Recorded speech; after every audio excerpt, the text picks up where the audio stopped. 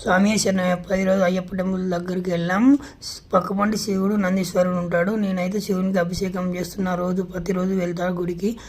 Mummy స్వామి కూడా నాతో పొద్దున్నే లేచి 3 గంటలకు వస్తుంది. అన్ని పనులు చేసుకుంటుంది. మమ్మీ స్వామి నాతోటే వస్తుంది. ప్రతి గుళ్ళకి వస్తుంది మమ్మీ స్వామి. నేనైతే ప్రతిరోజు గుడికి పోతే అభిషేకం చేస్తే, శివునికి అభిషేకం చేస్తే మస్తు అనిపిస్తాయి నాకు. ఆ శివుడు అంటే నాకు కూడా ఇష్టం చాలా.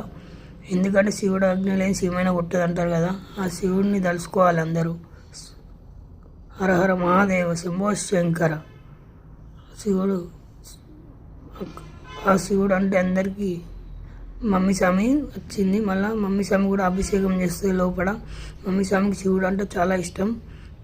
మమ్మీ స్వామికి అభిషేకం చేస్తా అంటే ఇంకా మంచి సంతోషం అనిపిస్తుంది. మమ్మీ స్వామికి ఎక్కలేని ఆనందం వస్తుంది మమ్మీ స్వామికి.